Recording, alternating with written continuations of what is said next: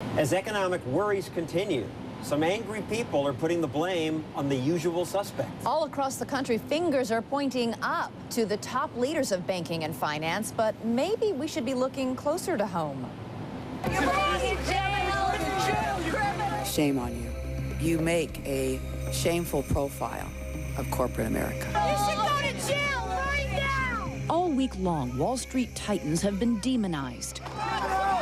You have cost my constituents and the taxpayers of this country $85 billion. Who doesn't want to berate a CEO who pocketed untold millions and left employees and taxpayers holding the bag? $1 million a month salary?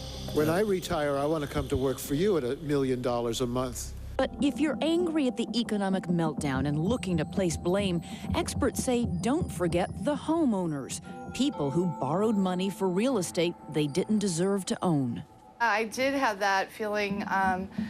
There was this little voice, little Jiminy Cricket voice going, don't do this. They valued that loan at too high of a value, and you know you're not going to be able to afford it if you lose your roommate or your job, and I went ahead and did it anyway. Leah Talley had negotiated 2 different mortgages for this home near Tampa, Florida, but when her roommates moved out, she lost her rental income, lost her gamble, and soon lost her home. I'm very ashamed that I accepted that mortgage. I shouldn't have done it. I had that voice in the back of my head.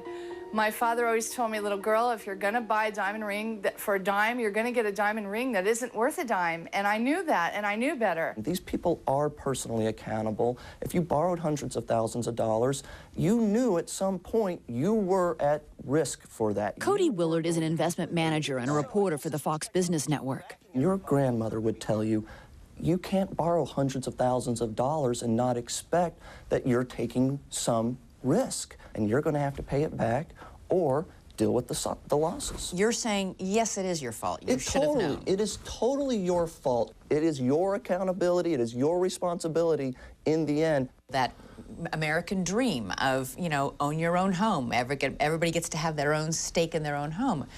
Have we come to the point where we have to rethink that American dream? No, but we need to realize that, as always, it comes with patience. So all things of value come through hard work and patience. Not everybody's going to be able to own a home, and therefore not everybody should.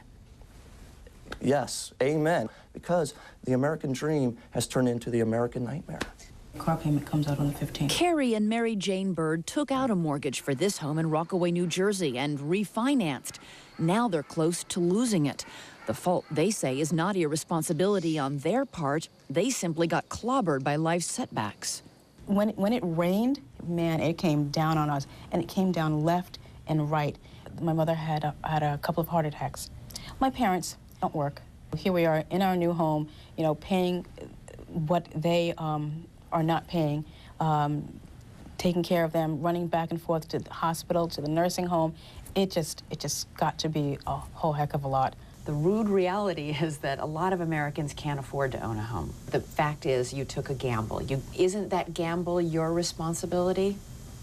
Wasn't the decisions that you made to buy the house, the way you bought the house, the way you refinanced the mortgage, those are all your decisions.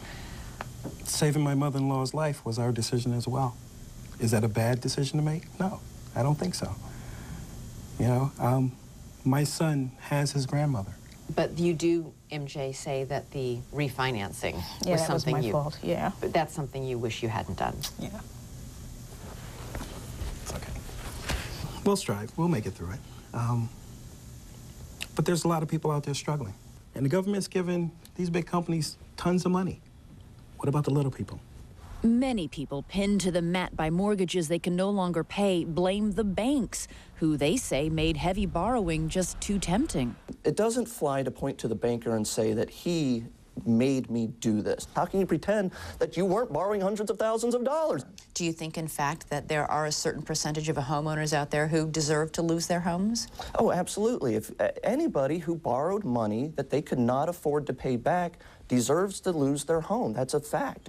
In an affluent suburb near Annapolis, Maryland, Tom and Diane Walters are also on the brink. The renovation on the house was way more than we ever imagined.